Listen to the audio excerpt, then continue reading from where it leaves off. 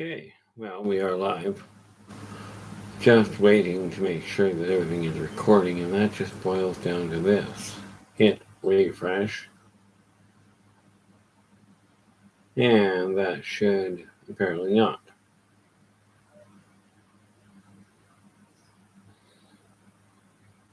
This is what's called a momentary pause because, well, we have to wait for it. There we go. I just have to bring the other video up.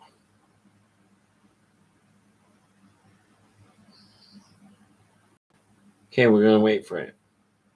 In the meantime, welcome to my humble little office. My name is R. Keith Andrews. I am a spiritual guide and paranormal adept. The journey continues today on August 23rd, 2022 at approximately 3:47 a.m. PST. Now, I've been thinking about it, and it's time that we actually take a look at the world and go, what are we aiming for? What kind of a world do we actually desire to leave behind? Now, there is a way of building a better one, or more to the point, building a more unified one. But before anybody comes into that little thought process, do understand that the real critical factor is not whether or not you have to give up all your trinkets. The reality is you really don't. And now let me explain. There's many of you out there that have this brilliant idea that find that money is what makes the world a better place. You've got your hundreds of dollars, your thousands, your billions. I'm not telling you to give them away. Okay.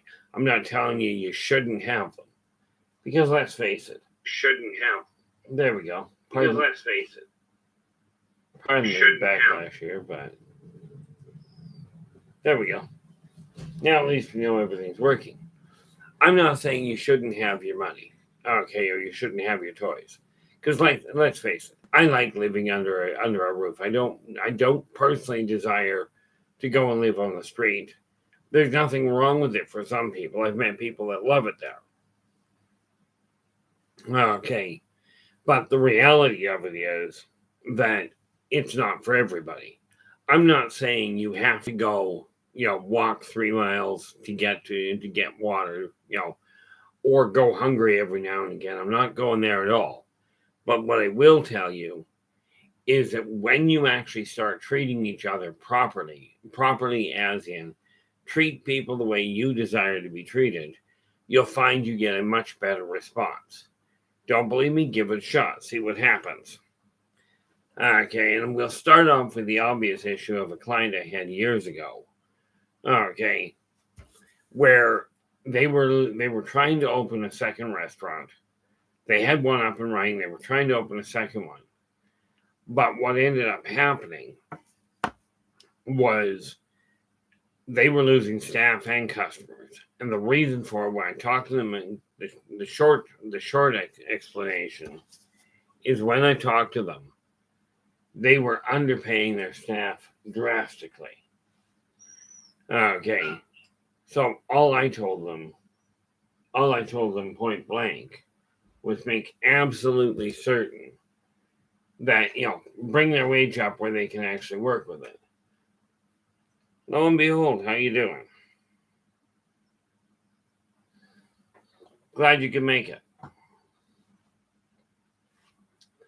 Now, when I told them you've got to bring the wage up, they went, why? I said, look, you're not paying them enough to live. Now, if you don't pay your staff enough, if you don't pay your staff enough to live, they're going to move on. If you don't treat your friends decently, they're going to move on. Now, decently simply means when they've got something to say, let them say it. The same as if you desire to say something, if you've got a message you want to pass on, if you've got an opinion, if you desire to keep people around you, you've got to let them have an equal say as well. Now, contrary to popular belief, this does not mean if you get a minute to talk, they get a minute to talk. This is not what equal means. Okay. Way too literal. I mean, technically that's what it means, but let's be realistic on that. So, net result, I got him turned around where he was actually paying the staff properly.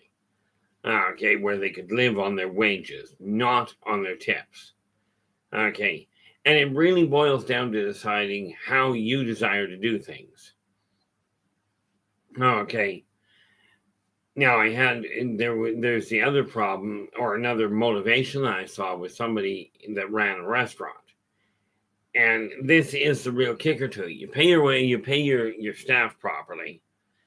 And what this person did was they went, okay, I desire to get a little more effort. It was just a stunt that this person pulled off in their restaurant. What they did was they took a look at their menu and they said, okay, here's the main courses for the night. Now, the first person to sell one of every course, okay, one of every one of the main dishes, gets a $50 bonus. This did not come out of anything that the rest of the staff got. It did not get shared with anybody. It was a simple, here's $50 for this specific waiter or waitress. Net result, the staff was working for that bonus. They pushed the food a lot more readily. There was a taxi driver in New York I found out about that he charged the same fare that everybody else did, like that everybody else in his company did. But he kept in his back seat, or he kept in his seat a bundle of local current newspapers, okay, and a basket of fruit. And every person that had got on board, that got into his cab, he charged them the normal rate, take them where they wanted to go, that sort of thing. But every one of them, he says, take a piece of fruit and a newspaper with you. This man made 3 times the tips of anybody else in the city. And the reason for it is he offered that something that they didn't have to pay for. Okay. Now, if you desire this world to change, you've got to start with you. Okay. Now, I can tell you this is where the problem is. Okay, I seem to have got a handle on a lot of that. Many of you won't believe it, but I'm not here to convince you. I'm here to turn on a light and say, hey, here's a possibility.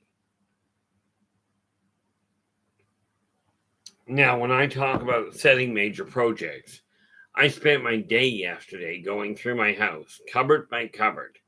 And it wasn't that I went through and sorted anything. All I did was on a spreadsheet, listed off every cupboard, every drawer, every room, and said, this is what I've got to get rid of the junk out of. Okay, now I've got a way that I can go through it piece at a time.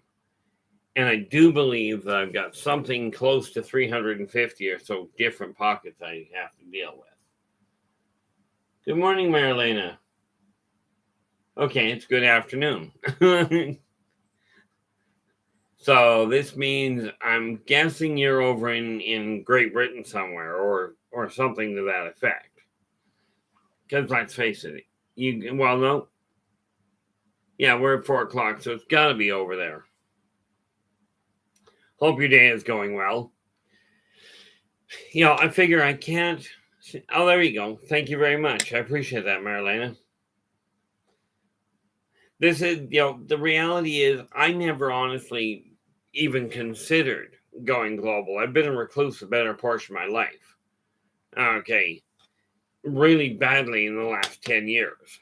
But this said, the only way that this world is going to change is if we come out of the darkness and start saying, hey, this is what we've got to do. Oh, this is the nice part there. I actually went to a nutritionist. This is my normal coffee cup. But my nutritionist, when I went and talked to her, because I was trying to get things under track, and of course I just had a stroke, which might have had something to do with the getting things on track. But she turns around, she asked how many I drink. That holds 3 to 4 cups of coffee. And like I told her, I says, I'm drinking probably 30 cups of coffee a day. And she goes, oh, you've got to stop drinking that much coffee. You've got to cut back. I says, you might want to understand something. The average person that I know of takes a 10 to 12 cup pot of coffee, puts 4 tablespoons of coffee into it. Unless you go to Starbucks, at which point you put a half a kilo, which boils down to about a pound.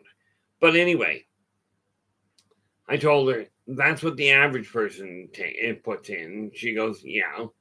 I says, well, I put 1 in a 10 cup. Right. And she goes, oh. She says, you're just flavoring the water. I says, well, I don't like the flavor of chlorine. She goes, drink all the coffee you want. You're getting enough water into you. You're keeping it hydrated enough. Carry on. Very rare that you find a nutritionist that'll tell you drinking that much coffee is good for you. But it also explains why I can drink, 2 pots of coffee and go to sleep. Which really, when you think about that, means I'm only drinking 6 of these. But no, if people desire this world to change, you have to start treating people like I only follow 3 karmic laws. Be true to yourself first. Do unto others as you desire them to do unto you.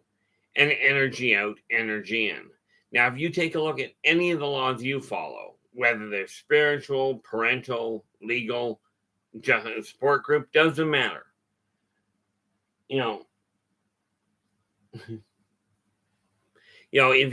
you look at your laws, okay, what you'll find as far as I've been able to discover so far is that your laws all fit inside the only 3 I follow. Now, those 3 laws, okay, from my standpoint, that's not bad, lo and behold. I keep telling people I drink probably far too much coffee for some people's liking, but it works well for me. If you take a look at those laws and you follow them, what you'll find is you'll eliminate all the negative things, and you'll eliminate the negative aspects in your life and be left with only the positive ones. Now, people keep talking to me about, this world is going to pot, and I keep telling people they're right. But it's going to pot because people are not taking responsibility. Okay, it's that simple. Now, like I said, I am not talking about giving up your toys. I'm not talking about giving up your guns. I'm talking about treating people in a decent fashion. Okay, if you desire people to treat you decently, you've got to treat them decently. Okay, now, the thing is, most people have been taught to ignore that. They've been taught to fear. Okay. And we have to put the fear behind us. Now, I'm going to say something that is going to tick everybody that follows, especially in the Christian society. It is going to tick off 90% of you. And I'll tell you, I'm not going to apologize for it, so don't even bother with that idea. But here's the thing. Okay. Number 1, am I Christian? Certainly. Do I believe in God? Do I believe in Christ? You bet. Do I encourage people to go to a church or temple of their choice? Absolutely. However, we have to understand something very critical. And this is where I run into a roadblock. There's 2 aspects that people have to get through their head if the Christian society specifically and the religious society on a whole, they've got to understand. If your creator created everything, which I'm a firm believer it did, but take a look at the word everything, all of it. If the creator created everything, if that's what you believe, then you have to accept that not only did the creator create good, he created evil. Okay, he had to have both.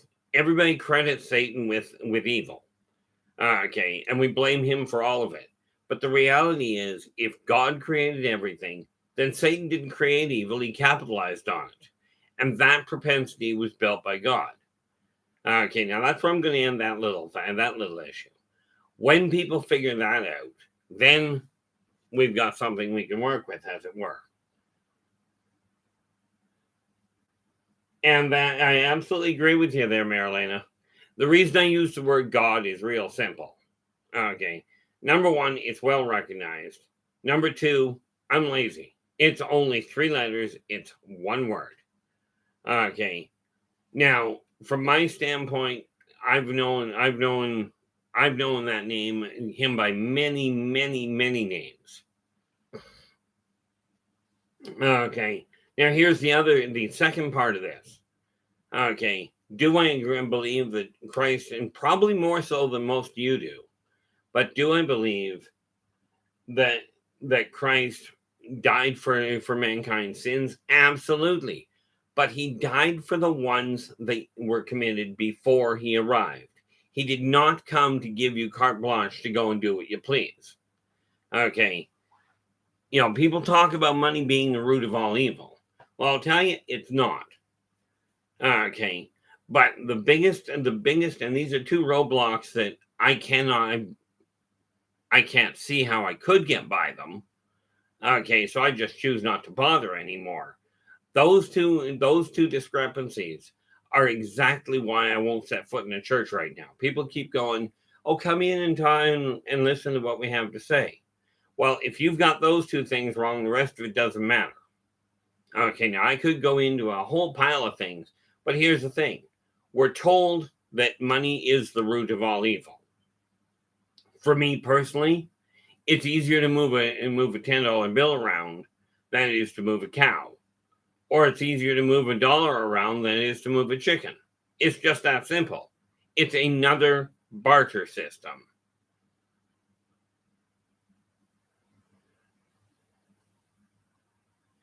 Ultimately, the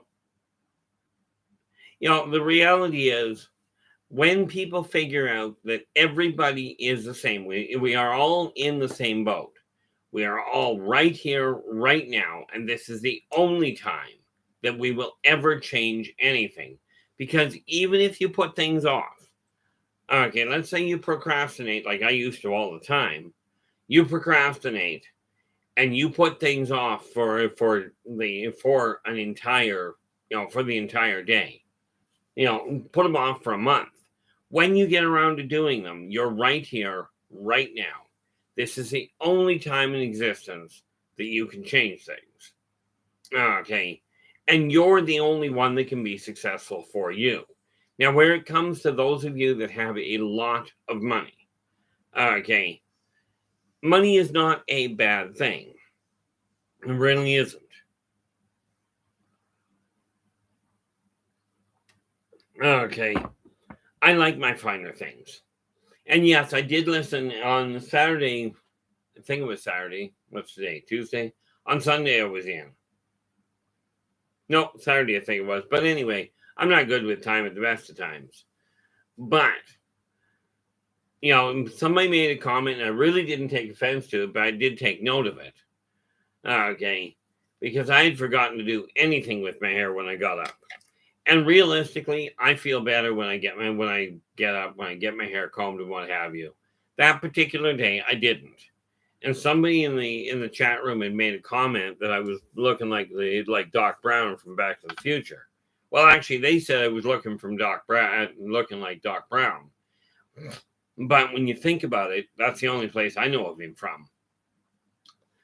When you desire your world to change, you have to take responsibility for it. Now, to that end, and this is why I call myself a spiritual guide, the tools I offer people are the exact same ones that I personally use. Okay. They're the philosophies of life I talk about are the ones I personally live by. So, to that end, I've got to get rid of. Good morning, Lazarus. How are we doing? Figured I was up. I might just as well get on here and get this dealt with. The reality is that from my standpoint, I used to procrastinate all the time. Well, heck, I procrastinated this morning. I woke up about 2 o'clock in the morning, my time, and went, I don't want to get up. So I put off getting up. Then I finally got out of bed at 3. But when I take a look at it, okay, I spent yesterday laying out my entire house, figuring out all the odds and ends, because the goal I've got is to get rid of all the junk I've got. Actually, today's not a bad day. I figure we got weather and everything. It makes for a good day. For me, it's real simple. How do you tell if the weather's good? There's no ice on the ground. Now, we won't get ice on the ground for months yet. But when we're putting this world back into a position that people can get along with, okay, something that has to be said, and I used to run into this problem all the time. Anything I'm saying is my personal opinion. Okay, I don't do a whole lot of research. Mind you, I've got memories that date back further than most even imagine. Okay, like you base your life on your experiences. Your memories dictate how your life goes. It's the same with everybody. And this is another one of those similarities. And we have to really take a look at this world and go, we've got to focus on the similarities. We've got to focus on the things that people have in common. Everybody that is alive, every entity I know of will die. Okay, especially if we stick to just the corporeal humans. Okay, every single one of you, no matter how much money you've got, no matter who you crawl into bed with, no matter what color you are, none of the differentiators, including it doesn't matter who you vote for. Okay, you're all going to die. Okay, and none of you are taking the material world with you. At least nobody I've ever met has figured out how to take it. Okay, you can certainly take images of it. Okay, and that's a whole different ballgame. But you're all in the same boat from that end. You all base what you're doing on past experiences, on past personal experiences, on past interactions.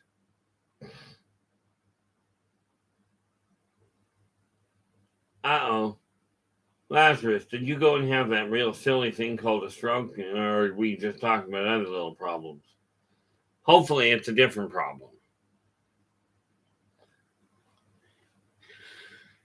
I'm lucky where my work is concerned, because when I go on shift, I wait for the phone to ring, and if it doesn't ring, I do what I please, which is why I do an awful lot of my writing at night.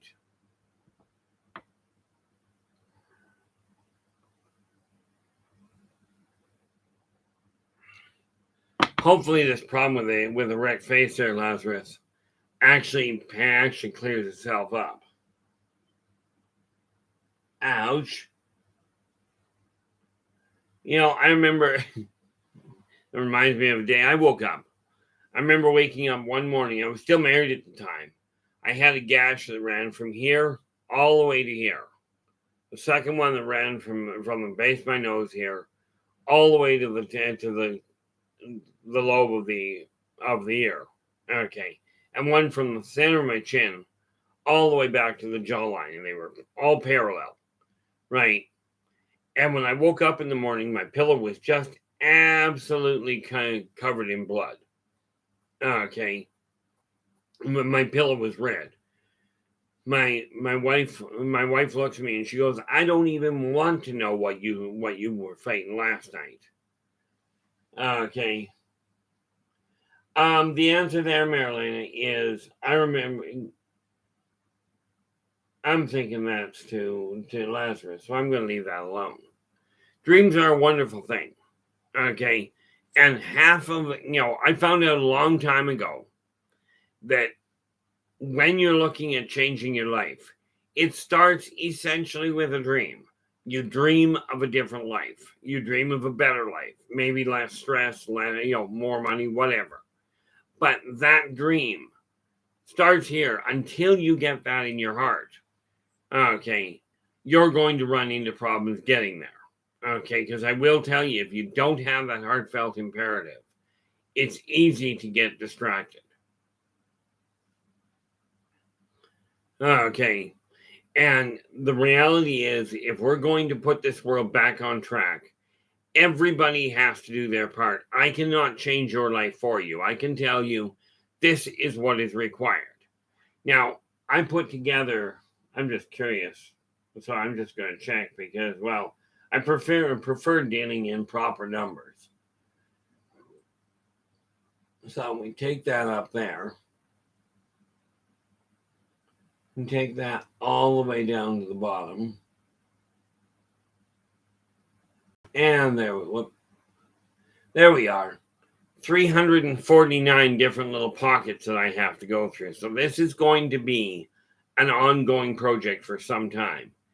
I figure the only way I'm going to get the clutter out of my house, out of my life, is to start pinning it down and going, this has to go.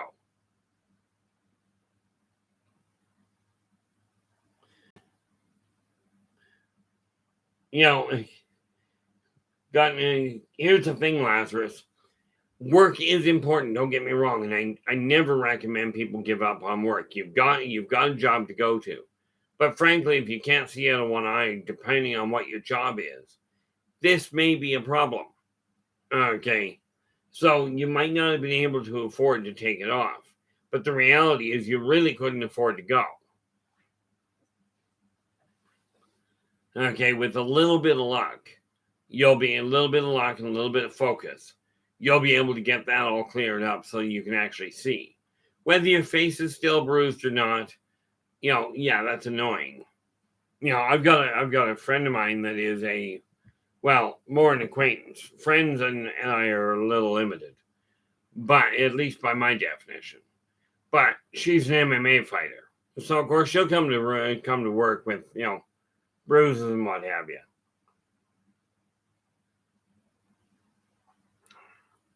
But the reality is, there's an old saying, and this is something that really does date back a long time: an honest day's wage for an honest day's work. Okay, so if you're going to earn an income, you've got to do your job. But here's the kicker, and I got into trouble for this when I was an assistant manager. Okay, when somebody gets a job, and if you're in a position where you're hiring people, you offer them a job at a given wage. Now, that given wage, I strongly recommend figure out what it costs to live in your community and make sure you're paying a wage capable of supporting that on 30 hours a week. Now, that may sound a little high, okay, but here's the thing. If you're paying them enough that they can live on it, not counting bonuses, not counting tips, okay,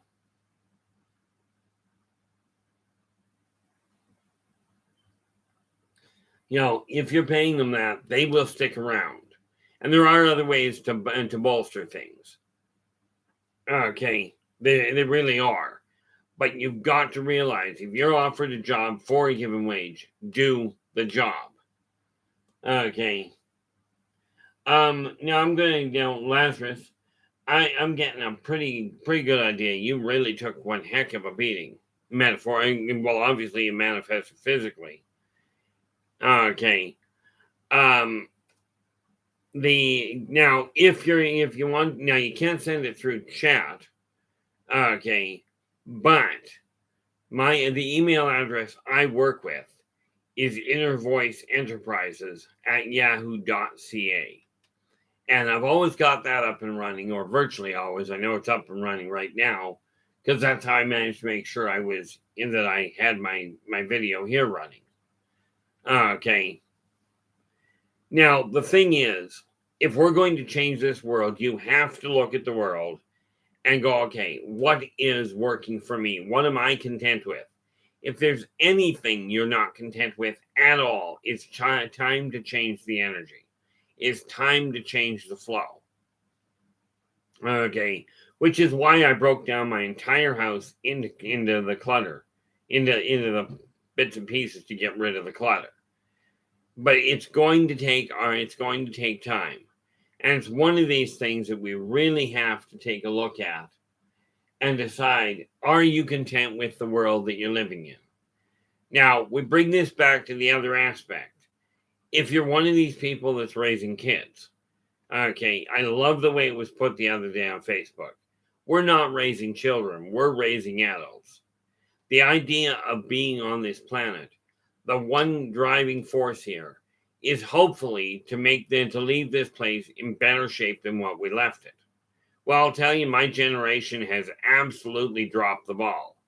The First Nations, the original First Nations, had some brilliant ideas, but sad to say, they too have dropped the ball. Okay, the entire world is working towards, I swear on, well, a lot really, but it seems that people are so caught up in self-gratification, in immediate gratification, that they are totally ignoring the fact that they're part of the food chain. Okay. Now, a while ago, and I don't have it handy right now, a while ago, I wrote a poem called Humanity's Arrogance. Okay. And really it boils down to mankind has not, they've basically forgotten, if you will, that you too are part of the food chain. Now I know that gets a little cold, a little clinical on occasion. But the reality of it is that everybody is in exactly the same boat. We all, everybody likes to be treated decently. Everybody likes to be acknowledged. The most powerful word in the spoken language, in any spoken language, is the individual's actual name. Okay. Like when you're in a restaurant, when you're talking to a worker in a store, when you're talking to somebody in a hotel, call them by name. Okay. Now, yes, terms of endearment work really nicely.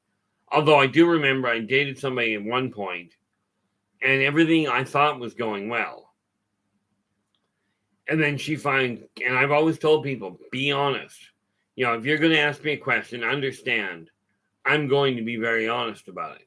The reality of it is that I'm not necessarily going to phrase it in a way that people like. But this girl I was dating, she come up to me and she says,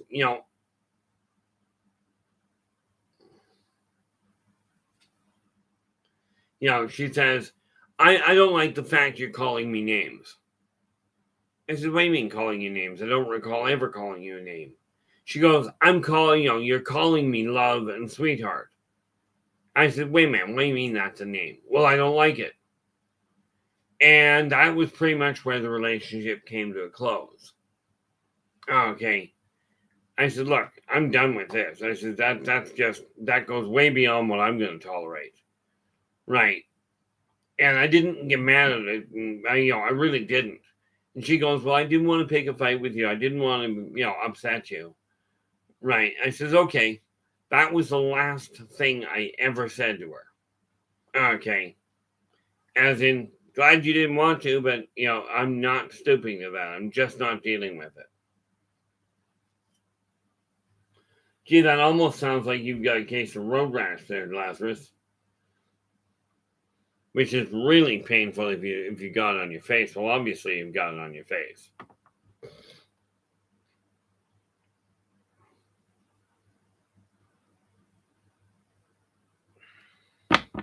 The unfortunate part is, when an accident happens, you sort of have to deal with it. But what mankind is doing right now is completely deliberate. Okay, it is what mankind is doing around the world is absolutely deliberate. It may be true ignorance, as in they really don't get it. Okay, like I was talking to somebody the other day. We talk about inflation going on. How do you stop inflation? Well, there's an easy way to stop inflation: stop raising prices. Okay, and this thing about inflation happens.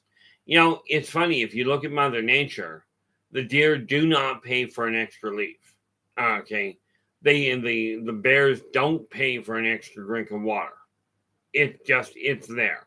They do not increase the cost. They still have to put effort into it. Okay.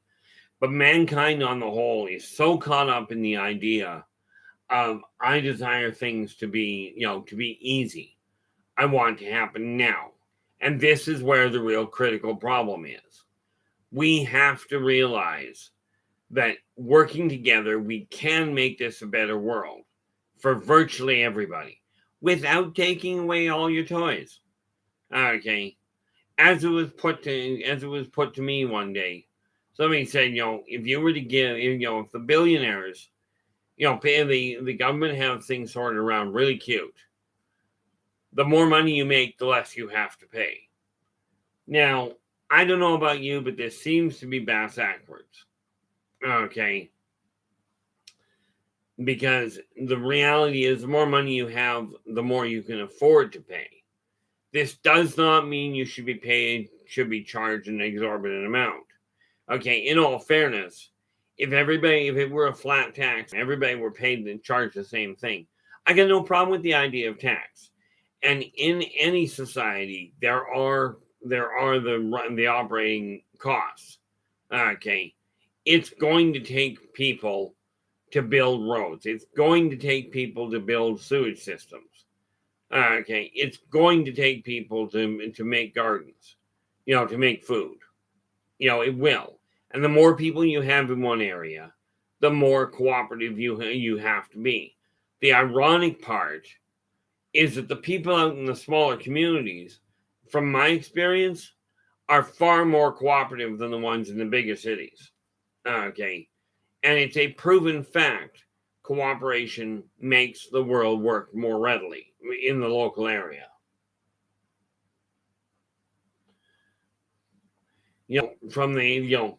I do feel for you there, Lazarus. And it will, you'll get past it, obviously.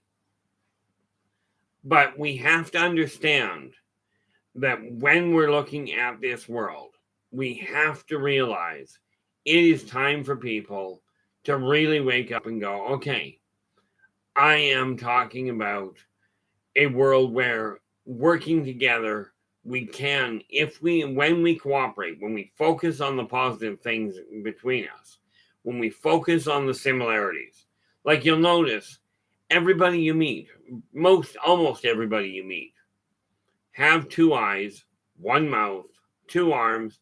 I mean, these are simple things. The skin color doesn't change the configuration.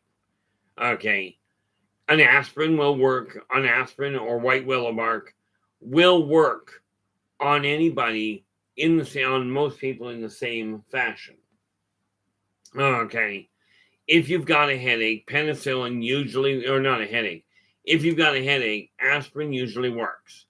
If you've got an illness, penicillin is a broadband antibiotic. And for most people, it works. Regardless of who you voted for, it's still going to work. Okay. But we've got to quit blaming everybody else for the problems we're running into. Now, my house is cluttered. There's no question. But the only way that's going to change is for me to do exactly what I just did.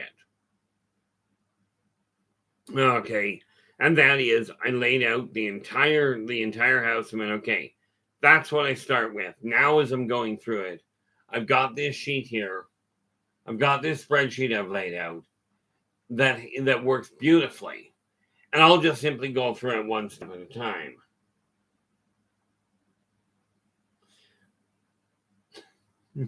Not a problem, Lazarus. Most of the time when you come in, you'll ask questions, you'll talk, you're in a good mood. Having a bad day happens. So, I can't speak for anybody else, but for me, I'm certainly not going to hold it against you.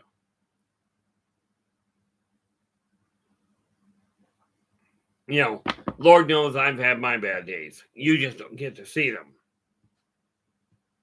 Sad to say, the one person, and this isn't really sad to say, the one person that gets to see when I'm having a bad day is my other half. And that becomes, and from my standpoint, I don't like bad days either. Okay, but again, that's another similarity. I don't know of a single person that doesn't have a bad day. My own parents, much as I do not ever recall them arguing with each other. I know they had bad days. Okay, everybody does. Some people make more noise about it. Okay, but it's one of those things that everybody goes through to one way, one degree or another. But here's the kicker. When I tore my leg apart when I was 12, my mom was trying to be really nice about it, and she goes, "Look, your brother's friend down the street, he broke his arm." I looked at her and I says, Mom, not to be cold, but he could have broken both his arms and his leg, and it still wouldn't make me feel any better. Okay. The reality of it is, when people have a bad day, whether it is physical or mental, it doesn't matter. They've got to have the time to work with it. Okay. Even multimillionaires have problems. Even multi-billionaires have problems. Money doesn't solve the problems. Okay. I will tell you, cooperation will.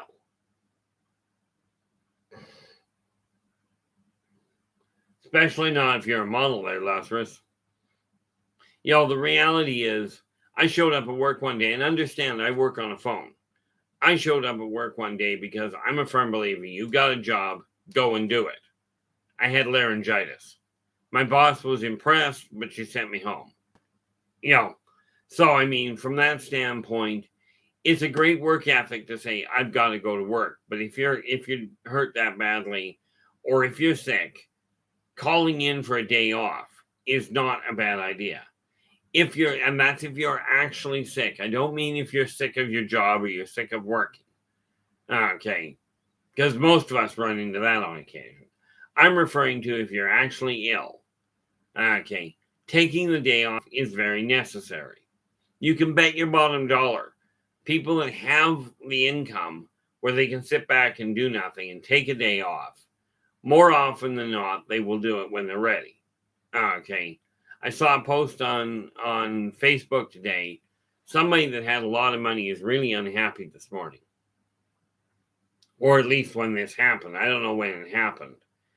But somebody off the coast of Italy had a 131-foot yacht sink. Okay. Now you can bet they're not having a good day.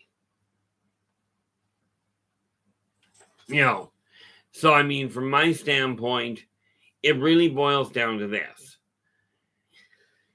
In order to turn this world back to where it should be, we've got to start looking at the reality of our own impact. Okay. No matter where you come from, we're all right here, right now. Okay. Now, I've got everything laid out behind me now. Now, you can tell I've got a whole pile of clutter over here.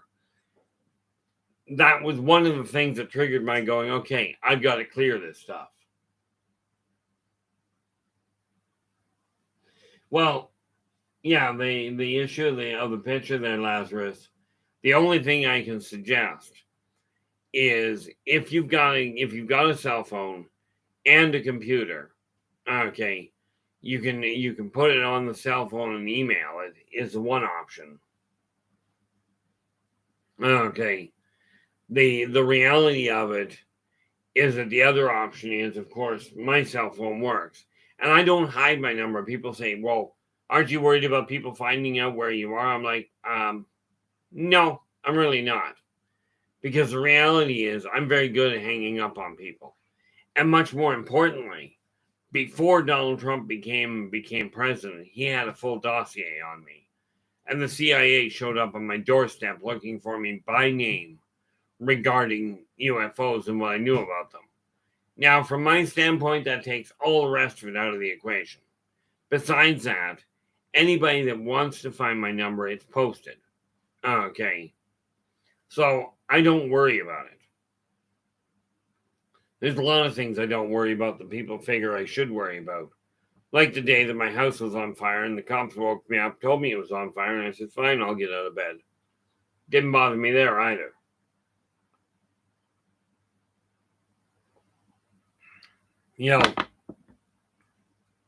From my standpoint, you just have to realize that people are people. Let's see here. And I'll get flack from some people, and I really don't care.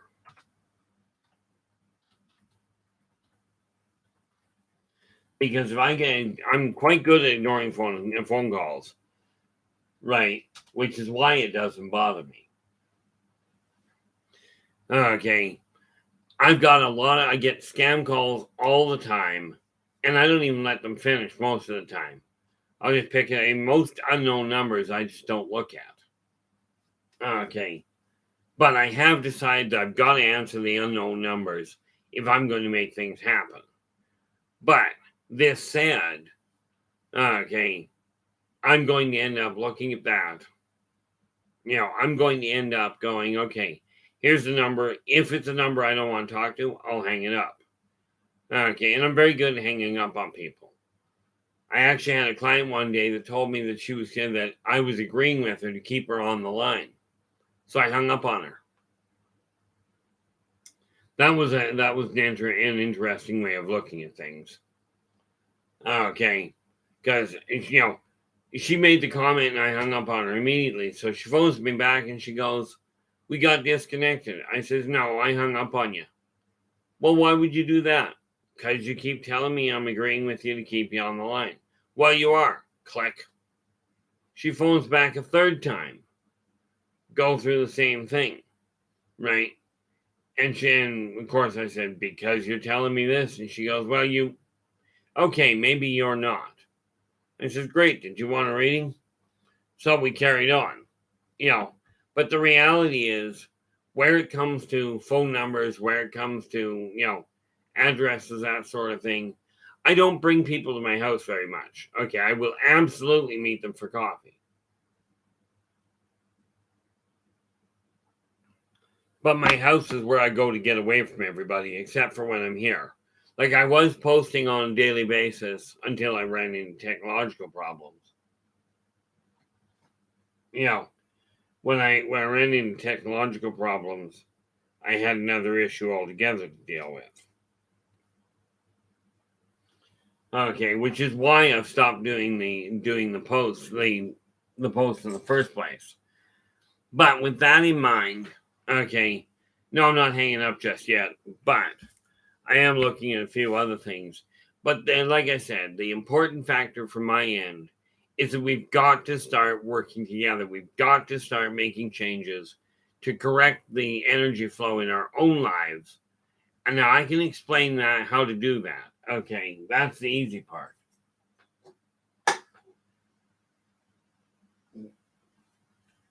Nope.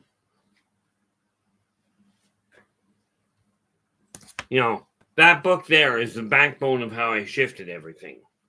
Now, I am doing a third one of these, which is Believe in Your Success. Okay. Most of what I talk about, I am putting in documented files, in documented books that are easy to work with. Okay, very important from my standpoint. Okay, just going to take a look at it here now. Just going to take a look at it now, Lazarus. Whoop.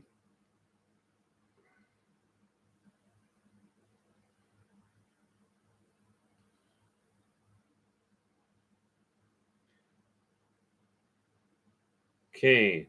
At this point, the picture hasn't shown up.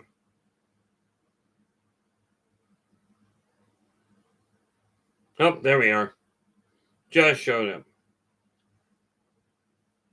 You know what?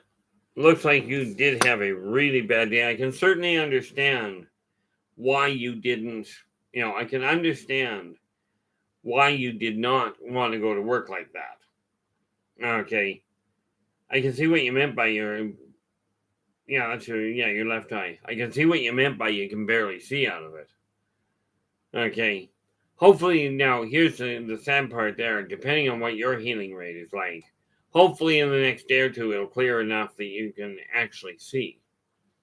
The sleeping, in my opinion, it really isn't irrelevant. It's not a big issue.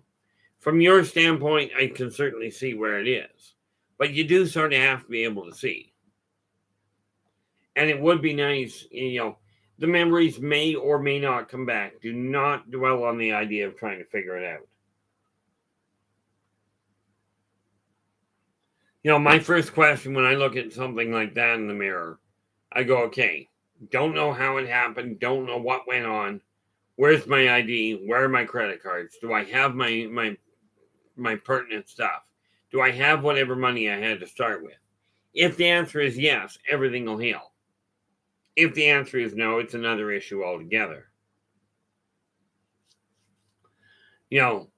But the thing we have to realize is you cannot do a thing about the past, and even knowing what caused it isn't going to make it feel any better, by the way. I can still see the day that I tore my leg apart right down to the square inch of what happened and how it happened. Well, by tomorrow you should be able to see anyway.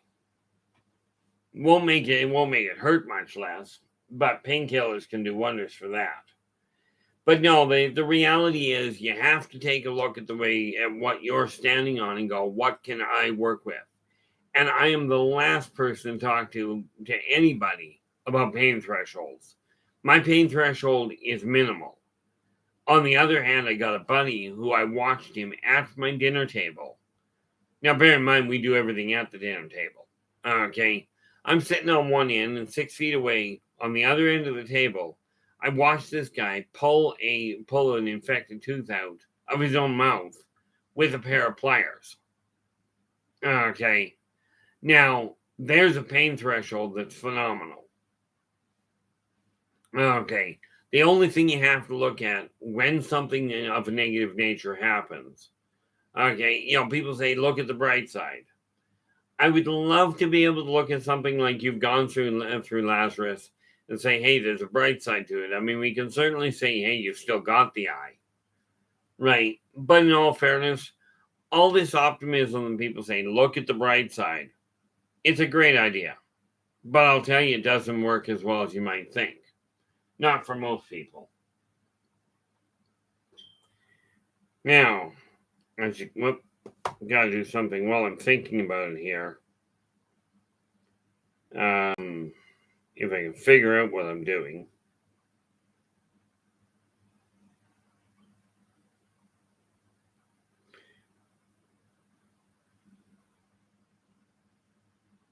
Whoop. What I'm trying to figure out is actually how. I think that's up there. Nope. That's okay. I'll do it a little later. Figure out how to put that where I need it. But no, me and technology, it doesn't work well. Not most of the time. And it's funny because my other half, she's very good handling technology. And she goes, when you said technology doesn't work right for you, she says, I'm still having troubles with how accurate that was.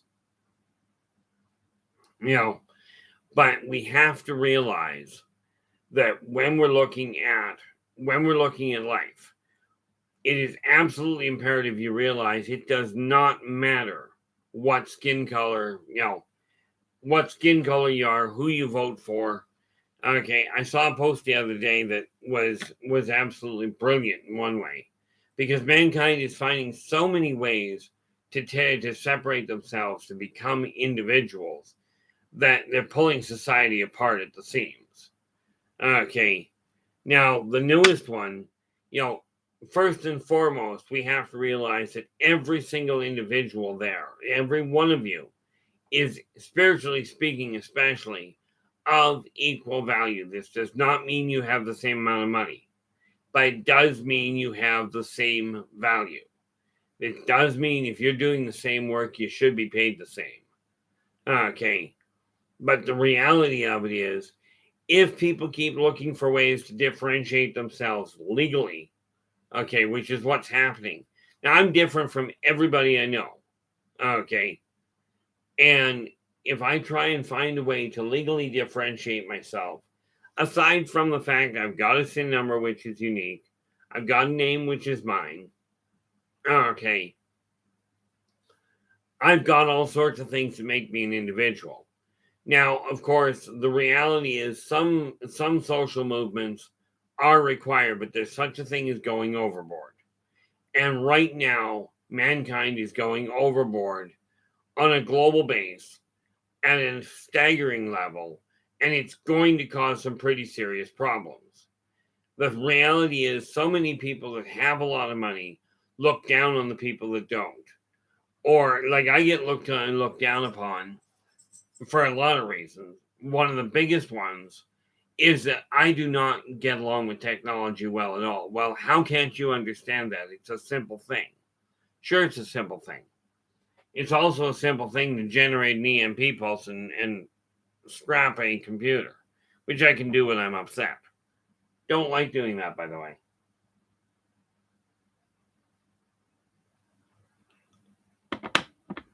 But it's absolutely imperative. You know, the sad reality of it is, and I'm going to hit two places that are going to tick off a lot of people. Okay, and I'm absolutely certain of this. One is for a unified religious community. Okay, the Christian community, and check it out on the internet. This isn't my research. Okay, apparently the religious community that is unified, okay, has 45,000 different denominations. Okay, now that's not usually what I call unified. Okay, we now have people. I mean, it's understandable how people will look at the statistical proof and go, skin color makes a difference. It does not make you less important than somebody else. Okay. Yeah. Well, you're certainly making less today itself. Okay. You know, obviously prejudice exists, but prejudice is not something that kids have. Prejudice is something that kids are taught. Okay, and they've been taught it for centuries.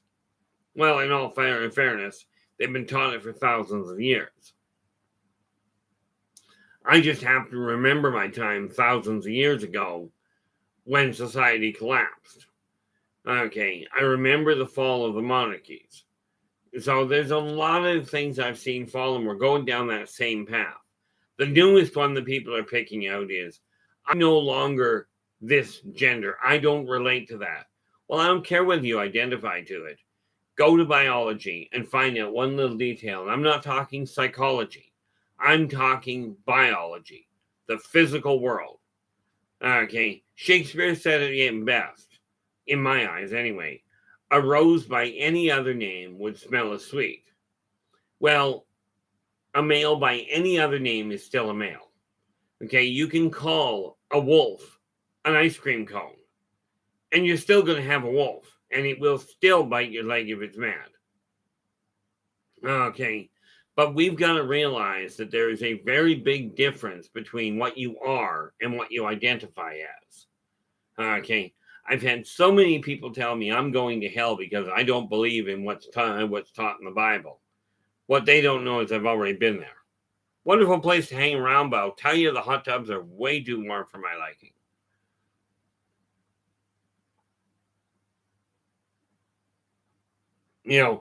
I mean, I'm looking at myself.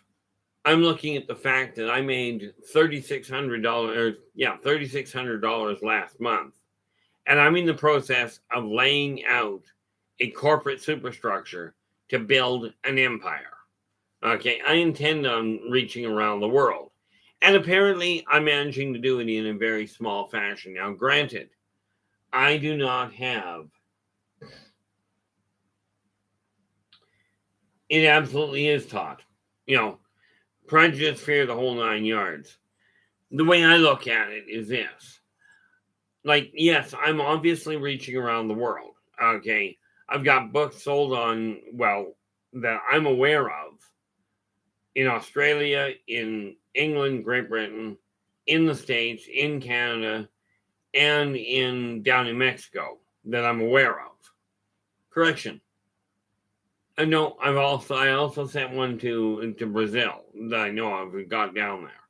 So I am getting around. Do I have millions of followers? Not even close. Okay. I mean, things are in flux right now. I'm just about at the 300 mark. Right. And in all fairness, I never intended on stepping into the spotlight. Like I said, I've been reclusive a better portion of my life. But what I have come to understand, and this is what made the difference for me, when I came to the realization here that it didn't matter when I'm dealing with a major corporation, they are no better than I am. They got more money, they got more toys, they got better toys, but they're no better and they don't deserve any more respect than I do. Same as you. You do not deserve any less respect than anybody else. Okay. You also don't deserve any more than anybody else. You deserve respect when you're doing things that are, that are respectable. Okay. I just heard of somebody that ended up being pulled off the net. And I mean, to me, this is called a slap on the wrist and didn't solve the problem. But apparently, he was filmed beating somebody to a pulp. Okay. And this was apparently somebody that was reasonably well known in certain circles. I have no idea who it is. Okay. But instead of arresting him or doing anything else, what they did was they just took him off social media. And you know how easy that is to get back onto if you get banned from one place. Change your identification and away you go. To me, it's a slap on the wrist.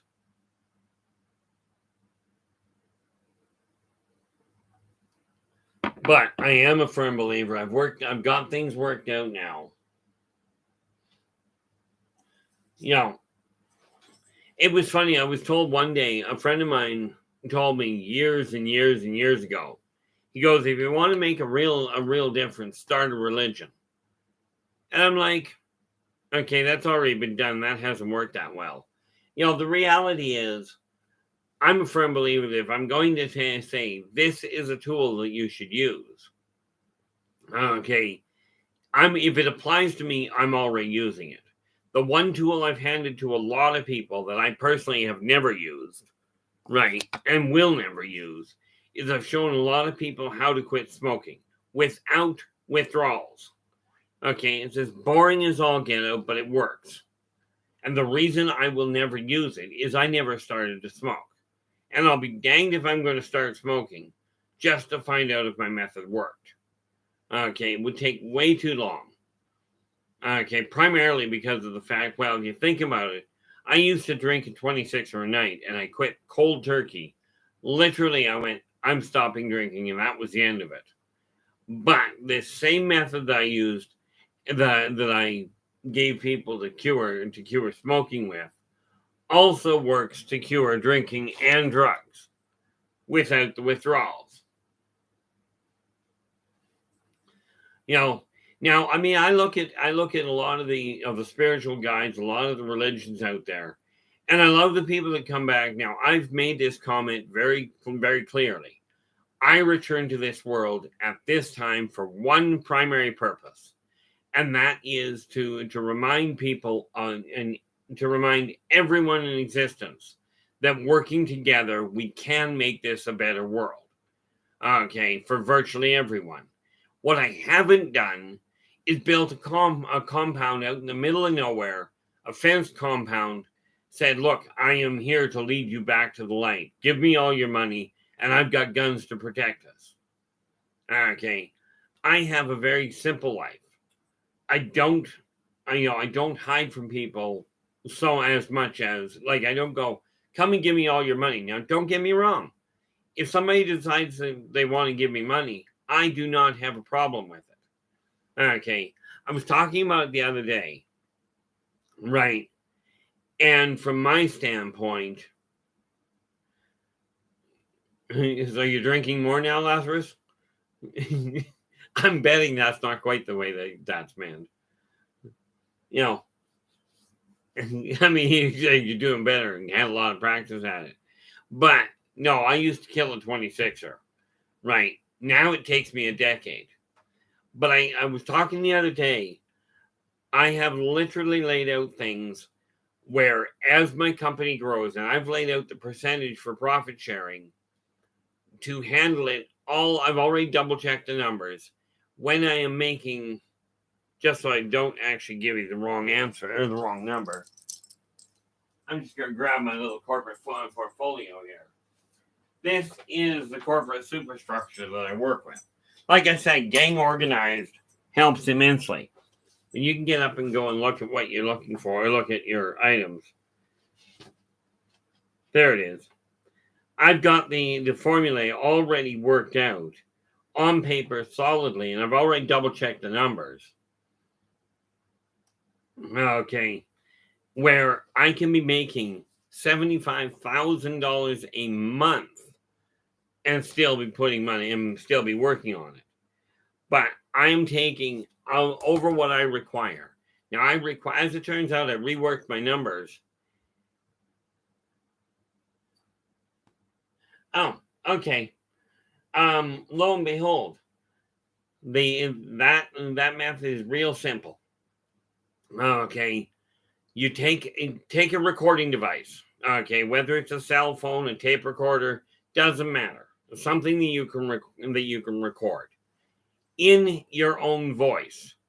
You simply repeat, "I no longer desire to smoke." You repeat this for a half hour straight. That's the boring part. Okay. You're more than welcome, Lazarus. That's the boring part. You simply say, "I no longer desire to smoke," for 1/2 hour. At the end of that half hour, stop the recording. Now comes the easy part. Every night when you're done doing whatever you're doing, when you're ready to go to sleep, you're done reading, you're done watching a movie, doesn't matter. You're ready to close your eyes and go to sleep. Turn that recording on and leave it run. Okay, you can turn it right down so you can barely hear it. Because some people sleep lightly.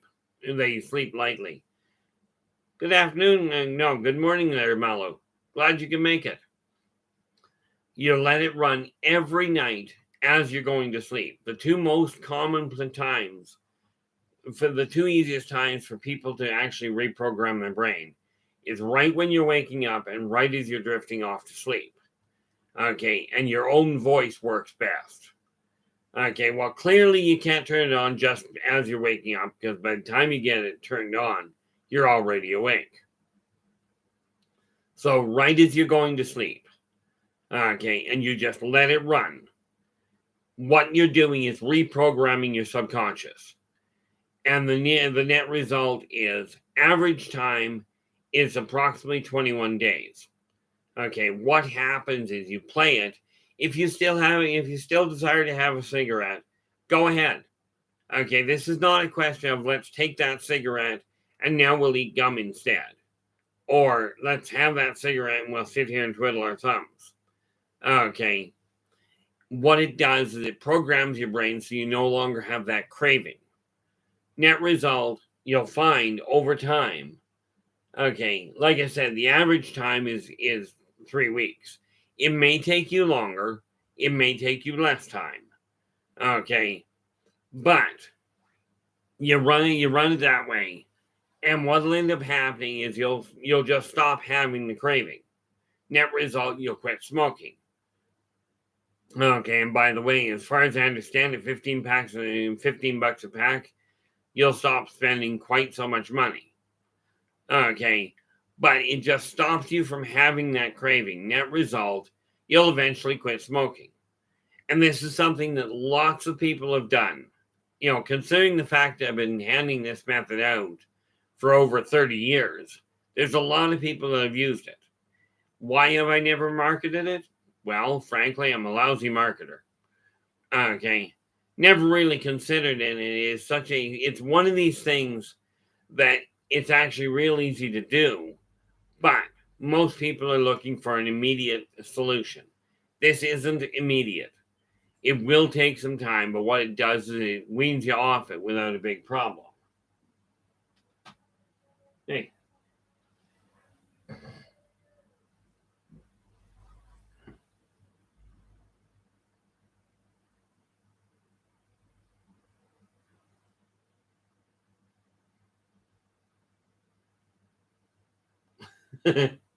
And that's an excellent example of it there, Malu. The reality is you can program your brain to do a whole lot of things. Okay. The funny thing is, one minor little kick to that, lo and behold, is I found a long time ago, take the word try and change it to do. Okay. Because the moment, and I did a video on this a few years back, or a couple of years ago, I don't know. But anyway, on language, the problem with utilizing the word try is it gives you the opportunity, when you're trying to do something, it creates the possibility and thereby the reality of failure. So instead of using try, I work with the word do. Okay. Because if you go with the idea you've already done it, problem solved. Now, for me, quitting drugs, quitting alcohol was done literally overnight. Okay. I just went, I'm not doing it anymore. Now, I did stay out of the bar for a month, the first time. Like when I quit drinking, I stayed out of the bar for a month. And then I went, no, I'm done drinking. Okay, I'm not going back. A month later, I went into the bar and went, I'm here for one drink. I'd like it to last all night, but I'm here for one drink. And what I found out, after an hour, I went home. So I stayed away for another 2 weeks. Then I went back with the same thought in mind. Well, the drink lasted me from 8 o'clock at night until 1 o'clock in the morning. I went, no, I can have one more drink.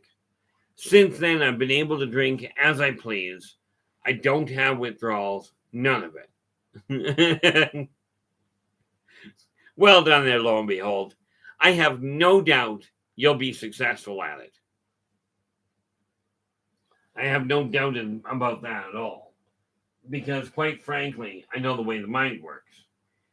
And it really boils down to an issue of going, I'm no longer content with my life the way it is. Okay. Now, for me, I quit drinking because I didn't need to. I had gone into it with one thought in mind. I went into drinking and drugs to get an absolute total stranger out. Suicidal run, but I got out in one piece, and so did they.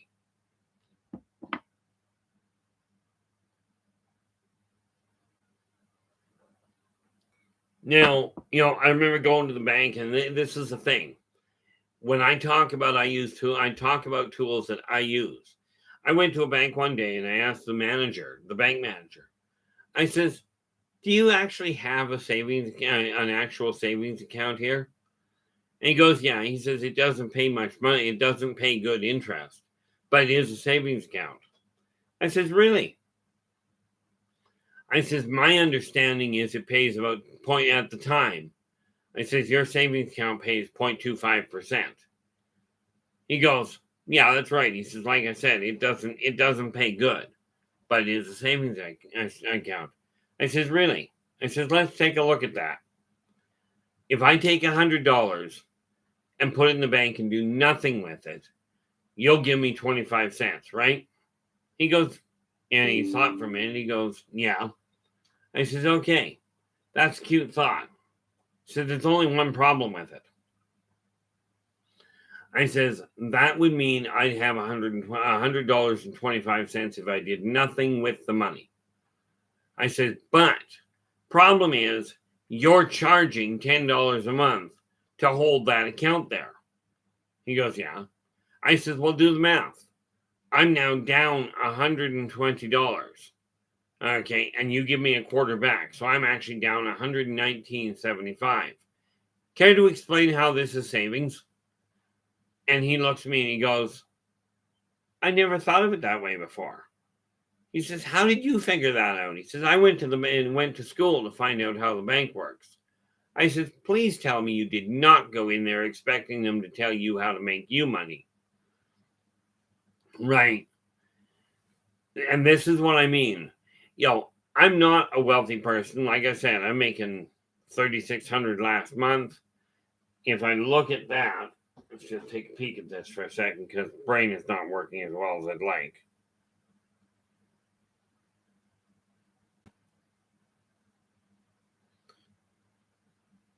Just gotta get a calculator up here.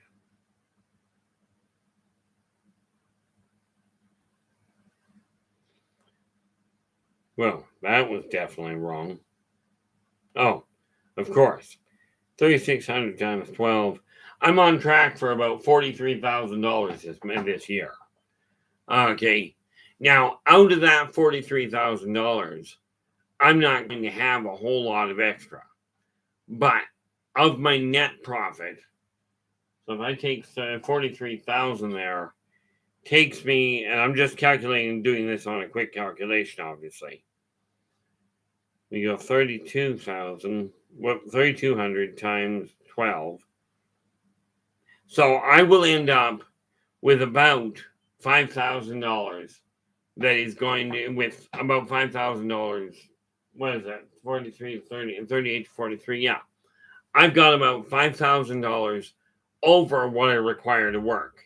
But of that 5,000, 500 of that will go to charity. Will go to buying other people a meal, groceries, giving them a hand where I can. But I've only got the 5,000 to work with.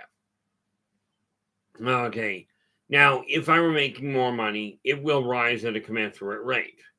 Now, of course, over the next few years, I will end up wiping out some of the debt load. Part of the reason I have so much expense, is because I just bought a new car and I had to get a storage unit.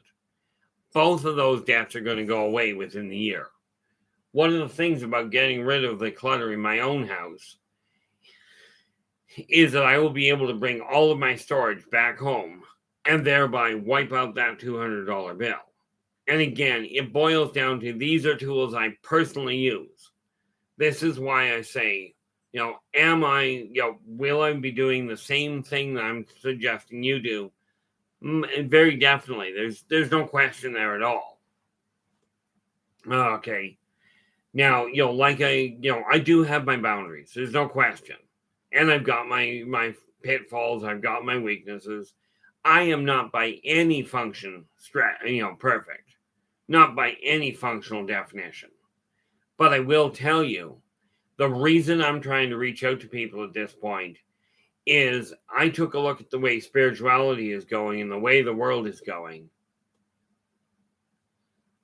The reality of it from your standpoint is you have to look at people and you've got to go, okay, if you're going to claim to be a spiritual guide, live the life you're talking about. So many people, we take a look at the churches. There is so much abuse, so much fear being propagated there. This is what you're talking about, spiritual guide. I'm having a problem with it. Okay. When we talk about slavery, when we talk about the way that slavery works, well, slavery is still in existence today. They just don't call it the same thing. Okay. You have to do a job quite often that you don't like in order to get paid. Okay. And usually less than what you personally are worth. Okay. Now understand, I get paid, I think I'm making something for the company I work for. I'm making something around about $17 an hour. Now here's the kicker. Okay, I don't have a problem with that. Okay, I really don't. Are they making more money than I am? You bet your bottom dollar they are.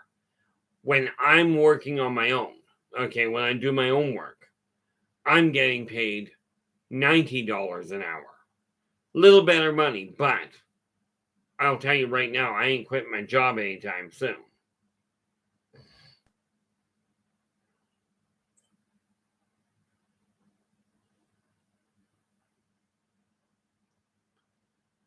That's just unfortunate. See, here's the neat thing. And it depends. The thing you gotta look at there, Malu. If that came from credit card or from a credit company, like from a collection agency, okay, there are ways of dealing with that. Now, I went through bankruptcy twice. I ended up having to deal with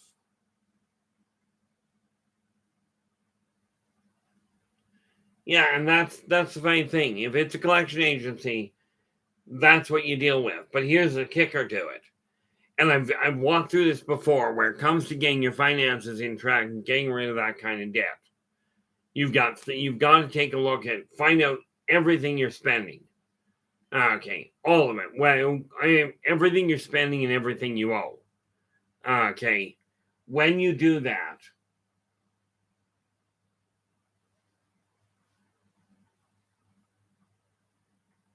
when you figure out how much you owe, okay, you break it into three categories: your living expenses, which is your rent, your utilities, your food, your entertainment, and one credit card.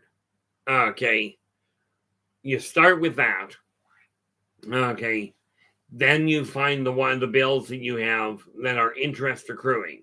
In other words, if you've got more than one credit card, or you've got a line of credit, okay, or you've got bills that are outstanding that you know of that are accruing interest, then you've got your third group. And that's the ones that are just bills that you owe people, money you borrowed from people that they're not charging you interest on. Those are the three categories. You target the middle one. Okay, you take care of the living expenses invariably. That's where you run off your minimums. Okay, you deal with that right off the bat. And the two most important bills there, and this applies to every individual in existence. Okay, you literally, you look at those bills, you cover your living expenses, whatever they are. Okay. Once you've got that, take a look at your interest accruing debts. Put something on them, but you target the smallest, monetarily speaking, interest accruing debt first. The reason for that is because psychologically speaking, it is easier. Psychologically speaking, it is easier to deal with one big bill as compared to 15 little ones. As you get them written off, you'll find you've got more money to work with, obviously. Okay, and you do that one step at a time. But by focusing on it that way, you can write off the bills. This is why I'm seeing in the shape I am for the most part. I mean, I've overextended myself again, and this is what I mean by I'm not perfect. I overextended myself, and I'm having to compensate for it because I help people where I put myself at risk. Exactly what I keep telling you not to do. Now, don't get me wrong. I've got another paycheck coming in before the end of this month, and I've already got rent sitting in the bank and my car payment already sitting in the bank ready to be dealt with. Okay, so I don't have to worry about that. I used to have a problem where every month it was the same thing. For 30 years, it was the same thing. I'd get to the last paycheck of the month and go, am I going to have rent? Right, I managed to pull it off every time. But at this point, I'm now at a point where it's sitting there. I was 4 months ahead. Technically, in some ways, I still am. I could go in, if I really ran into a problem, I could break that barrier and create another problem. And I'm prepared to do that if I have to. But right now, I don't have to.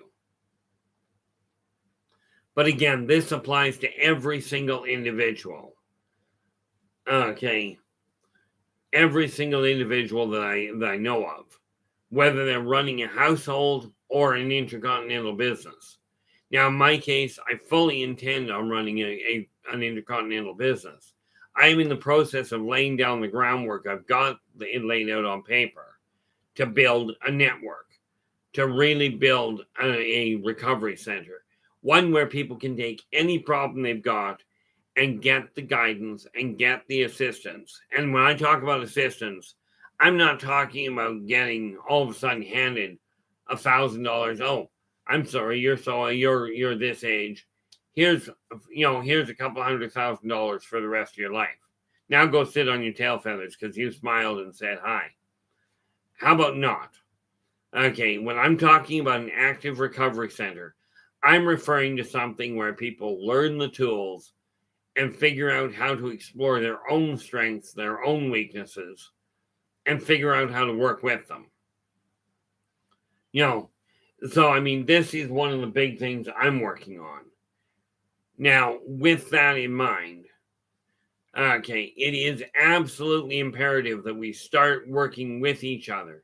Do not worry about what people call their higher power, whether it's source, whether it's the creator, whether it's God, Buddha, Allah, Shiva. It doesn't matter. Okay, whatever you want to call him, be my guest. Like, you need my permission. You're going to call him that anyway. Okay, but I will tell you, am I ever going to build a compound where there's fences around it and you have to make some sort of you've got to give me a whole pile of money to talk to me? No. You want to talk to me? Get your tail feathers into this neighborhood and ask me to go for coffee. I'll even pay for my own coffee. I don't care. It's just not that big of an issue for me. I'm not wealthy by any means, but I do have a schedule that gets a little screwy. Okay. Even with the books that I'm in the middle of writing, okay, I just added one. Like I said, I've got Believe in Yourself and Follow Your Dreams. Believe in Your Business and Follow Your Dreams. Well, I'm in the process right now of putting one together in Believe in Your Success and Follow Your Dreams. And in that, I intend on putting the simplest method that I know of that works for anybody in any income bracket. Okay. It won't even matter what country you live in, what country you come from. It's not going to make any difference. I'm a firm believer that tools should be universal. Okay. And that's just the reality of it. Am I ever going to get a whole pile of guns into my house? No, I don't have a use for them. Do I have anything against guns? Guns have never done anything to me. I was introduced to a couple of them years ago. I had a guy, when I was still living in the bar, had a guy come to me, came to me. Well, he met me outside the bar. He pulls a gun on me and he goes, "Give me your money." I looked at the gun, I looked at him, and I went, "Why? You going to kill me again?" And he goes, "Again?" I said, "Yeah, again. It's been done before. It didn't take."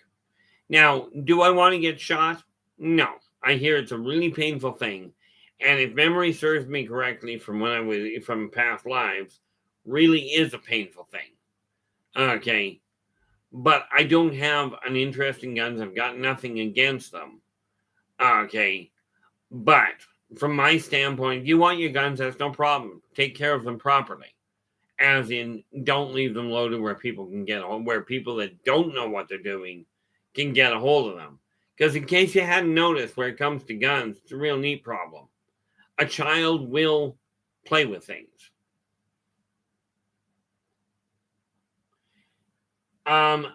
Everything, in all honesty, Lazarus, I've never honestly listened to him. But everything I've heard about him, I've never heard anybody say anything of a negative nature. So, from my understanding, he's got a real spot on show. I just have no personal reference point for it. I do not listen to podcasts. I don't listen to other people very often. I show up in a chat room once in a blue moon. Usually that's because, well, I'm writing way too often. Okay, in some ways. As far as I understand, he does a real bang-up job. But I don't have anything of a practical experience to work. And this, the nice part there, Lazarus, is if that show is helping you calm down, okay, and it's helping you think more clearly, then that right there tells you it's a good show to listen to. If you come away from it in feeling disempowered, okay, or afraid of what's going on, then you've got a problem and you might want to consider something else. Like if you're standing listening to somebody and they're saying, fear everything around you, you might want to listen to somebody else. Okay. Or money is the root of all evil. Give me all your money. Okay. If it's the root of all evil, why do you want it? That'd be my first way of looking at it, at the money thing. And don't get me wrong, I am quite happy with the idea of people giving me money. Okay, heck, I'll sit in a restaurant and the waitress will come along and go, can I get you anything? Would you like anything else? I said, yeah, I'd like you to pay for my bill. And it's, or I'll just look at him and go, yeah, I'd like money. And they're like, but well, we can't do that. Well, you could, but you'd probably get fired.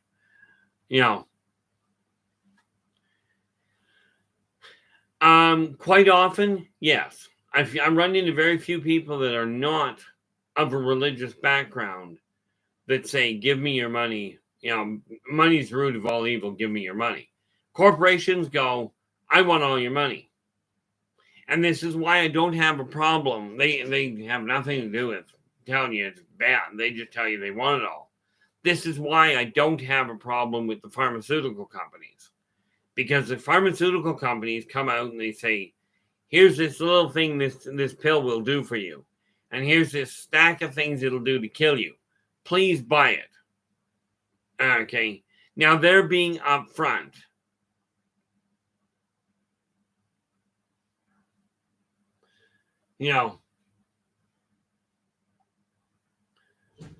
See, now, if it happened in Denmark, the reality is, Malu, with the tendency in Denmark of being that you don't tip, it's just part of the thing. If that's the culture, that's great. Okay, I got no problem with it. Here, the culture says you're supposed to tip. And with that, or you're allowed to tip is more to the point. And with that in mind, in Canada here, or in the States, if I go to a restaurant and I find out when I get the bill, we included 15% for a tip, I will never set foot back in that restaurant again. But you got to remember, the culture here is you're entitled to tip if you choose. Okay, and the price is not on the whole in the bill. The tip is not on the bill. So I don't go there because I tip for what I feel they deserve. Now, this said, where the culture, where the culture says that the tips are included in the bill, okay, this is great. That's the way the culture is. Therefore, you work, as the saying goes, when in Rome, do as Romans. Well, unfortunately, that's what mankind's doing right now. The one I like is, you must follow the laws of the land in which you are. In your culture, the tip is included in the price. Therefore, that's how it gets worked. And you just don't argue the point. That's what it is. That's how you work with it. Okay. For me personally, I don't travel a whole lot. This is why I say if people want to meet me, they're going to either meet me face to face, they're going to come here. They're going to come here to meet me. And, the reality is, like I told one person, there's only one restaurant in the city I go to. Okay. I want to go for coffee at this place. Well, that's probably too bad because I'm not going. And yeah, I've got a stubborn streak. Absolutely.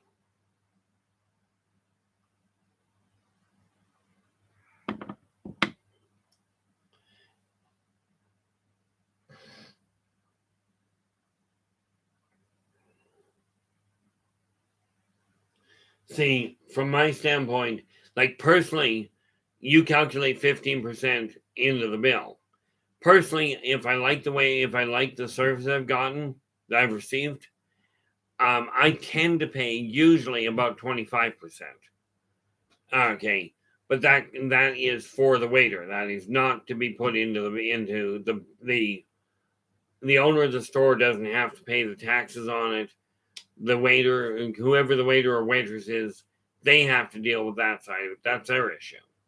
But again, in Denmark, that's the way it is. If I were in Denmark, that's the way I do it. Now, the whole thing for me is I don't travel a lot because I don't handle travel well. And right now, I can't travel anyway. Well, I can in Canada, but they haven't opened up the borders to be able to travel anywhere else. But I will, there is no question. I was trying to avoid, I was actually trying to avoid the whole religious thing, this whole thing about the new gender designation, what have you. And unless somebody says something about it, I'm just a small fish. Okay, I really am. But the reality is, if you don't speak up about something that is a problem, then it's not so much you're part of the problem, but you are permitting it to grow. It's kind of like if your house is a mess, right?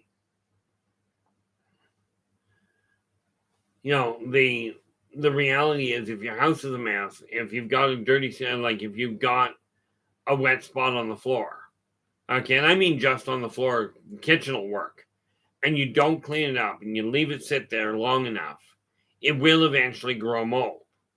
Okay, you have to do something to correct the way things are. If you don't, if you're the only person, if there's other people around and nobody moves it, you're going to have a mess. Okay, so I finally figured out that I'm going to have to take a look at this and go, okay, in my opinion, and this will upset some people, I'm sure of it. Some people I personally know. Okay, in my opinion, what you identify as doesn't change your gender. Does not change anything. Okay, it changes what you identify as. Very important. Okay, you got to identify, but for every individual to be able to identify as what they please, okay, and call that a new gender, we would have an interesting problem. Because I know of one gentleman or one lady that identifies as a deer. Okay, now does that mean she should be classified as a deer instead of a human? Told one friend of mine that, and he looks at me and goes, well, if they identify as a deer, does that mean I'm allowed to shoot them and not get charged with murder? And it would just be called hunting? You have this little problem. When you take a look at slavery, okay, and the number of people that say, well, my ancestors were brought over on slave ships. Well, they were.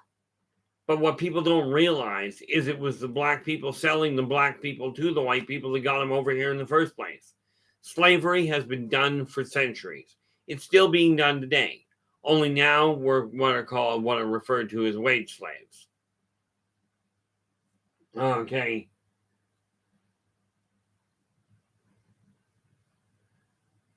Yeah, I don't blame you there, Malu. I would love to see some people, for the longest time I was hoping to go to Scotland. Well, until they actually remove this issue, and I'm not betting on it removing. Okay, I don't leave my area very much, which makes this the video here the only access point that I've got to deal with.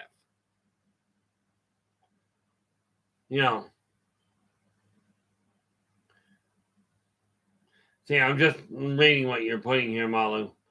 Like I said, I don't watch a lot of the videos, so when people ask me if I know people, it's like, no, I really don't. Okay, but do I have to deal with the situation at this point? The answer is yeah. I can, I've been hiding for the longest time. And am I going to upset people? Certainly. I was also told by somebody the easiest way to get known is to create a scandal. I'm used to people telling me I'm the devil incarnate. I remember I was walking through the park one day, and I was hearing this person tearing a strip off a young girl. So I looked at the young girl. Now, when I say young, I mean she was 14, 15 years old. Heavily tattooed, heavily pierced. For me personally, not a real bright choice, but there's a whole lot of difference there. Okay. But this guy was telling her, you're the spawn of the devil, and of course that got my attention. And I stopped cold and I listened for a moment. He's tearing a strip off her and telling her, good morning, Chris, how you doing? No, he didn't tell her that. And he's telling her how evil she is, how she's going to hell. She's the spawn of the devil. And I stopped and I walked over to him and I says, really? Totally ignored him, looked at her, and I went, I'm sorry, I didn't recognize you. And she goes, what do you mean? I don't know you. I says, well, this gentleman here has just called you the spawn of the devil. He goes, and she goes, well, yeah. And she's almost in tears. I says, well, that means we're related. And that's why I'm sorry I didn't recognize. I didn't realize that you were out here. I said, if I had, I'd have come and talked to you earlier. And the guy pipes up. He goes, what do you mean you're related? I says, well, I've been called the devil incarnate, which means if she's the spawn of the devil, it makes her my daughter. Well, what's that supposed to mean? I said, take a hint and leave the young lass alone. So he got really white-faced, and he stormed off. Yeah, well, they're going to be around for a while. Thanks, Chris. I told my other half when we got together, she prefers me clean shaven. Well, she prefers anybody clean shaven. I says, the beard and mustache, I don't have a problem. It can go. The sideburns are staying.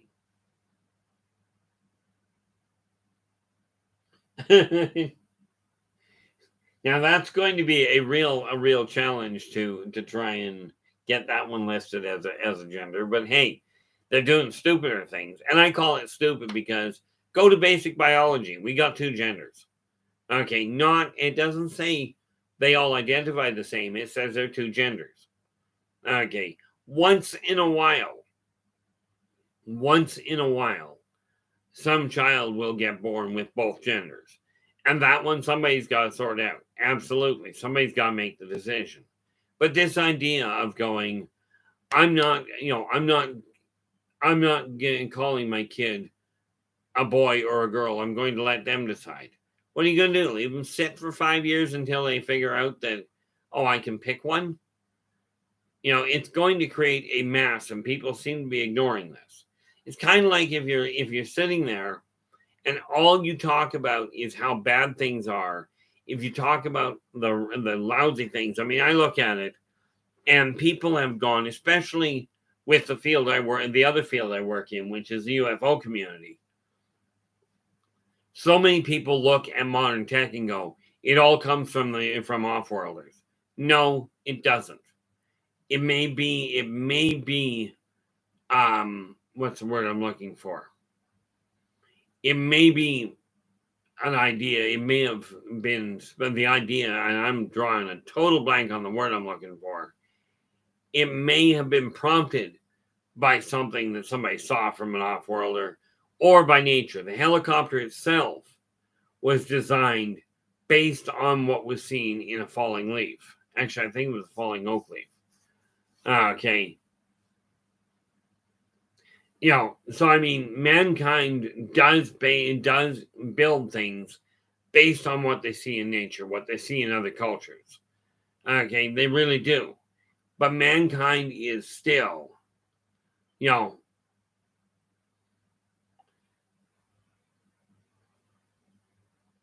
well, apparently, but the sad part is, technology is patterned after nature. It's patterned after other cultures. I've watched the way people build things and looked at it and gone, gee, I'd like to be able to build something, or here's something we could do. I've actually got the schematics at home, not the scientific side of it. I don't have blueprints. Okay, I've got a sketch here for a power plant that combines wind, solar, and thermal energy. Okay, all at the same time. Sorry, wind, solar, water energy all at the same time. And I know how to bring it into geothermic as well. Okay. Do I have any of the training to be able to put that into practice? No. I've got it up here.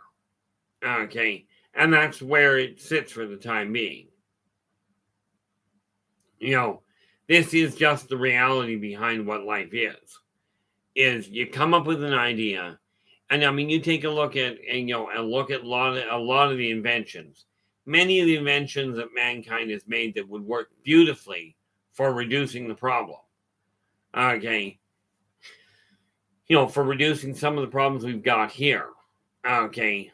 Are already in existence, but the bigger companies have completely suppressed them. Now, I will tell you, I'm working with a publishing company to deal with my books right now. Okay, and trying to get things moving in that department.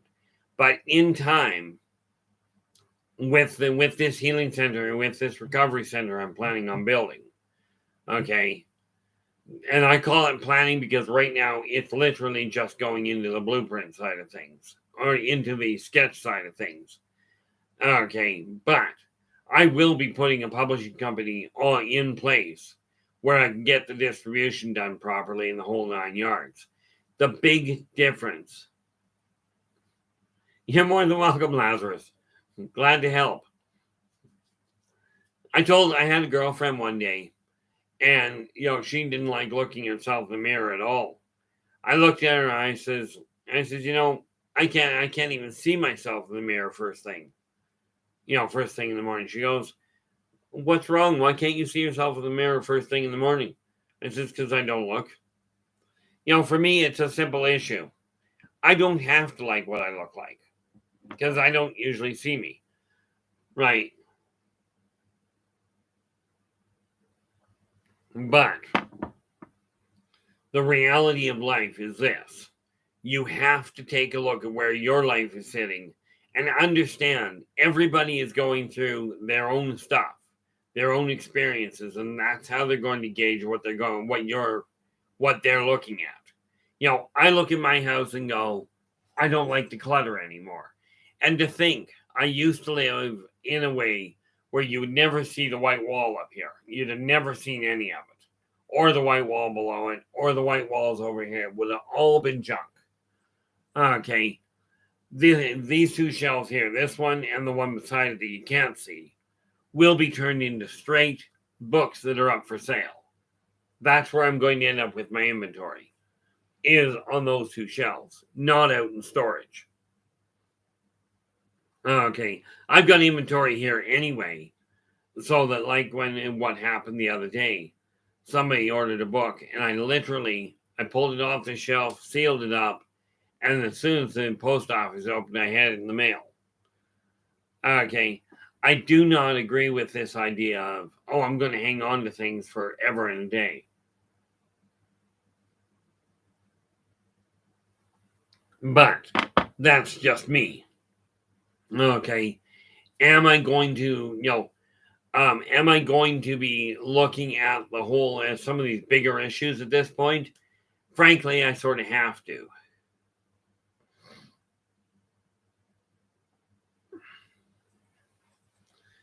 Well, don't take this the wrong way, Lazarus.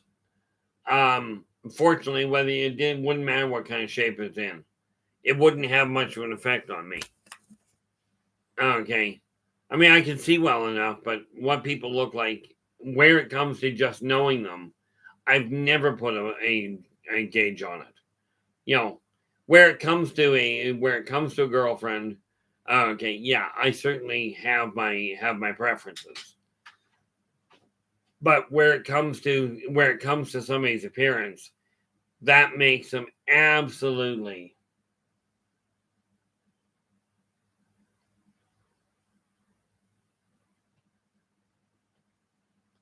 See, the neat part about it from my end is I look at people no matter where they come from, no matter what they're dressed like, and I treat them the way I desire to be treated myself.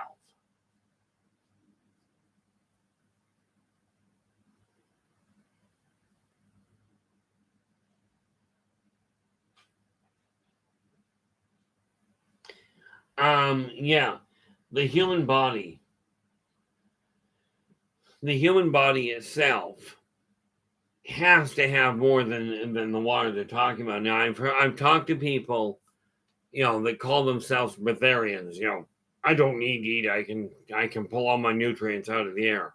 Well, the reality of it is it can be done, but on the whole, it doesn't work that way. Okay, now I don't, I don't know the reality behind all of it. Okay. I really don't. The fact of the matter is I am not a scientist. Oh. Oh. That's okay. I will give them a call back. My phone's ringing. I'm just ignoring it because, well, frankly, I'm here. But I do know that it does require water. It does require food to keep your body happy. Keep your body healthy. How much specifically, I don't know. That seems to vary person to person. Okay. But from your standpoint, from the world standpoint, we all have to work together. We've all got to share the information we've got so that we can actually function. Okay. Now, this said, and obviously my brain is starting to go on hold here. So I think what I'm going to do, I've been on here for 2 hours now, and my throat's starting to seize up and my brain's starting to go on hold. So I've got a few other things I've got to get done, but I really do appreciate you guys coming. I will be back again. Okay, and it seems to work out that I get up in the morning and deal with this. But that said, I'm going to let you go, and I will be back again. Until then, absolutely take care of yourselves. And for pity's sakes, do take care of yourselves. Take care of each other. And for pity's sakes, stay positive.